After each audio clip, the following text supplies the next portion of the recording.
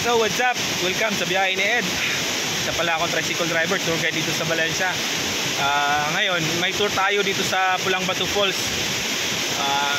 Medyo maulan, ay hindi nga maulan, may bagyo nga eh. Pero ipapakita ko sa inyo yung senaryo kapag maulan dito. Ayan o, tingnan natin.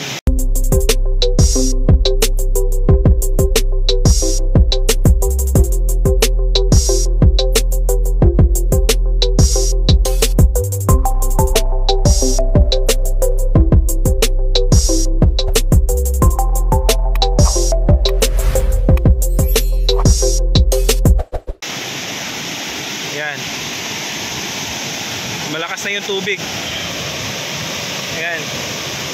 Ayun, may baha na. Pero may mga bisita pa rin, oh. Ayan. Nagtutour dito, may nagtutour pa rin. Kahit na medyo maulan or may bagyo ngayon. Kasi yung access ng road okay lang naman. Nadadaanan lang naman. Tapos dito naman, ito yung tinatawag na Pulang Batu Falls. Ayan. Sobrang lakas na rin ng tubig. Ayan mga kabiyahe, oh. Tingnan nyo. Grabe ang lakas na ng tubig.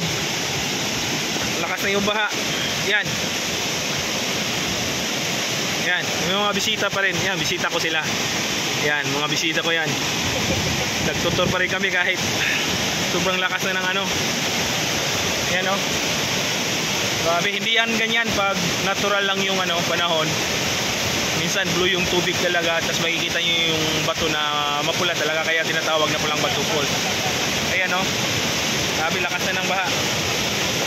Yan, lumabo na nga yung ano natin, kuha ng camera dahil dun sa tubig. Ayan.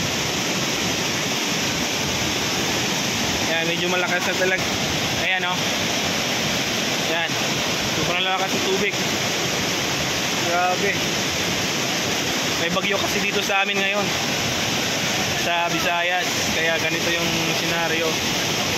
Pero tuloy pa rin tayo. Sa mga gusto nga palang magpa-tour dyan, pag maganda na yung panahon, pwede kayong mag-commit dyan sa baba. Ayan, DOT accredited tour guide pala ako dito sa Dumaguete. Yan, nakapayong tayo kasi maulan nga. Yan, yung mga bisita natin. Yan yung mga bisita ko, oh. Tuloy pa rin yung tour namin. Kasi nga, yung kalsada or yung access papunta dito sa Pulang Batu okay lang naman, nadadaanan lang naman. Ayan o,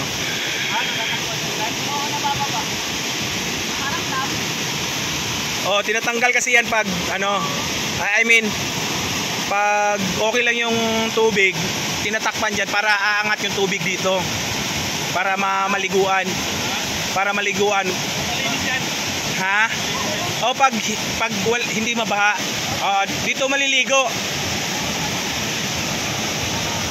Eh kaso may baha eh, kaya tinatanggal nila yung harang para at least continue yung flow ng tubig.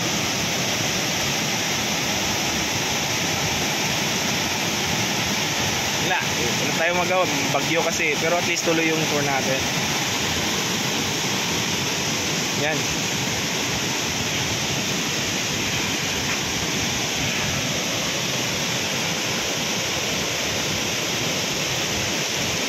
Wala na, di na kayang mapuntahan doon sa baba.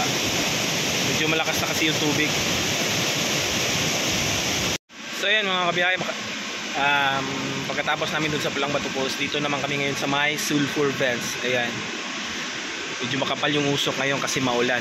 Ito talaga pag maulan, makapal talaga yung usok dito. Ayan o, tingnan nyo. Ayan, dito naman kami, along the way lang to. Pag pupunta kayo ng Pulang Batu Falls or pabalik kayo ng galing kayo ng Pulang Batu Falls, along the way lang to, sulfur vents. Ayan, ito yung pinaka main source of electricity namin. Dito kinukuha yung kuryente namin, geothermal plant. Ayan, ayan, grabe yung usok sa baba, oh. Ayan mga kabiyahe. Ayan, kahit maulan, tuloy pa rin yung tour natin kasama yung mga bisita natin. Ayan, they're from Manila. Ayun. Ayan, at least hindi na siya masyadong maulan ngayon. Katulad ng kanina. Wala, nasira pala yung bridge. Yung hanging bridge doon sa may ano. Nasira. Ayan.